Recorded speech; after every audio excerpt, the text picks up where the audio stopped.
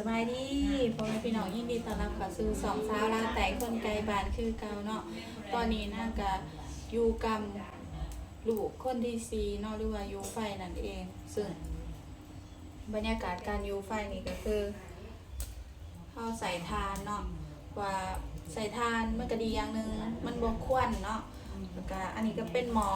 ต้มน้ำกินทุกคนก็คือน้ำนมบ่มีเฮาก็กินตัวนี้เข้าไปอยู่ได้4คืนนะเนาะ5คืนมื้อแรกมื้อนี้มื้อแรกนี่ก็น่าจะเป็นคืนสุดท้ายแล้วเพราะว่ามันร้อนหลายอยู่กำช่วงเดือนเมษาเนาะเพื่อนี่บ่ต้องเว้าเลยร้อนแฮงร้อนแท้ร้อนว่าอากาศก็ร้อนไม่ตื่มอยู่ไฟอีกแบบว่าร้อนแฮงเนาะลูกสาวนอนอยู่กำครั้งนี้ก็ถือว่าเป็นครั้งที่2ลูกคนที่4ของนางเองเนาะความหอนนี้บ่อยากพรรณนาเด้อทุกคนอยู่กำเดือนหาเนาะเดือนเมษาอากาศก็ว่าร้อนแล้วมาอยู่ไฟมากินน้ำร้อนพื้นนี่ขึ้นเต็มหน้าเต็มตาลูกเลยหลังจากนั้นเนาะกินน้ำร้อนเสร็จแล้วเฮาก็มาค้างมือค้างหัวเข่านี่แม่บอกเลยว่าลูกเอ้ยหัวเข่าเจ้าหันให้ถือไฟเด้อกับมือนี่ให้พยายามค้างเพราะว่าเวลาเฒ่าแก่คือแม่ไปหันจะจังสีบอปวดหัวเข่ามึนตีนมึนมือประสานก็คืออยู่ไฟกับอยู่บ่คอยได้เต็มทีปานใดเนาะตามที่เบิ่งคนอื่นอยู่แล้วนะคนอื่นคือเขาจะเคร่งครัดอันนี้แบบว่าอยู่บ่คอยเต็มทีปานใดเอาลูกแน่แล้วก็หลายอย่างเนาะหลังจากนั้นแล้วเฮาก็จะมาเตรียมตู้อาบน้ำส่วนผัวเนาะผัวก็ได้ไปต้มน้ำร้อนใส่กระติกมาเตรียมจะขะใส่น้ำเย็นเนาะต้องผสมเพราะว่าผู้เฒ่าผู้แก่เพิ่นบ่ให้อาบน้ำเย็นนะมันสิสะบั้นให้อาบน้ำอุ่นเนาะเพิ่นเทลงไปแล้วก็มาจุ่มเบิ่งว่าร้อนส่ำใดพอสิอาบได้บ่เนาะ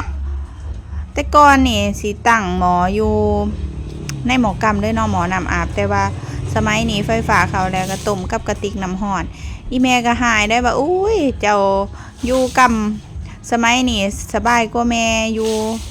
ข้าวก่อนได้ลูกน้ำทั้งนึงนี่แบบว่าเขาบ่ได้ให้ตักใส่เทื่อละน้อยได้เขาลาดหัวลงบาทเดียวโลดก็คือข่อยบ่สะดวกเนาะแบบว่าต้องได้สู้สบู่เวลาอาบคืออีแม่แล้วเว้าหั่นมันคือบ่เกี่ยงในตนในโตค่ะเพื่อขาบไข้หั่นนะมันบ่ผ่อนคลายข่อยก็เลยว่าแบบนี้อันดีแม่บอกว่าสมัยก่อนนี่เขาเคร่งครัดเพราะว่าย่านสู้สบู่หรือว่าทูแขวค่ะมันสิพิษกรรมหั่นนะหลังจากนั้นแล้วก็มาเอาลูกกินนมตอนน่ะสาวกับน้องสาวเนาะก็มาหาลูกสาวกับพอคุ้มหมอกรรมเนาะต่อทานเดี๋ยวนี้แต่ก่อนเนาะทุกคน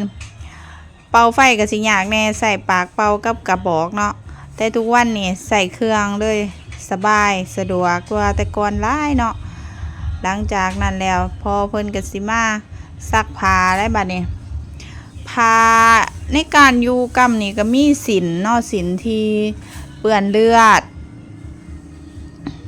เพราะว่าอยู่มาได้4-5คืนเดือดก็ยังไหลแต่ว่าไหลบ่แห้งเนาะพวกน้ำข้าวปลาอีหยังต่างๆหั่นแหละก็สิค่อยๆเบิดไปเฮาก็สิให้พ่อแม่มาซักให้มันก็สิเป็นบาปเป็นกรรมเนาะเฮาก็พากันมาดูแลตัวเองนี่แหละอ้ายเพิ่นก็ซอยในได้หลายเรื่องเนาะแต่บางครั้งก็บ่ได้ตามอารมณ์ข่อยดอกอารมณ์ของคนที่แบบว่าเจ็บปวดเนาะมันก็ปั่นป่วนน้อยนึงเฮ็ดหยังบ่ได้ใจข่อยก็งุดหงิดอยากหายแน่ช่วงนี้ แบบบวกกับการเจ็บผอกเจ็บแผลหลายแนวนำหั่นนะถ้าผู้หญิงกับผู้หญิงอาจจะเข้าใจอยู่เนาะเกิดเป็นผู้หญิงนี่ความอดทนต้องหลายกว่าผู้ชายได้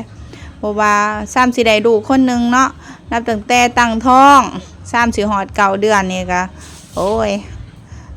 ทนบางคนแพ้ท้องก็โอ้ยบ่จักวินจักว่องเลยล่ะก็หลังจากที่ว่าตั้งท้องแล้วก็ยังมาเจ็บท้องออกลูกอีกเนาะออกลูกแล้วก็ยังมาอยู่กรรมอยู่ไฟเลี้ยงลูกอีกโอ้ยหลายสิ่งหลายอย่างผู้ชายลำบากสำนี้ก็ถือว่าบ่เทียบเท่าผู้หญิงดอกเนาะเฮาเกิดเป็นผู้หญิงเฮาก็ต้องอดทนสู้ต่อไปโชคดีเนาะที่ว่าแดดแห้งนี่ก็เป็นการดีเพราะว่า1เฮาตากเสื้อผ้ามันก็แห้งไวแล้วก็มันก็ดับกินข้าวแน่หั่นนะตกมาตอนแรงของคืนสุดท้ายเนาะทางน้าสาวเพิ่นก็ได้เฮ็ดต้มข้าวเปียกใส่หมูเนาะ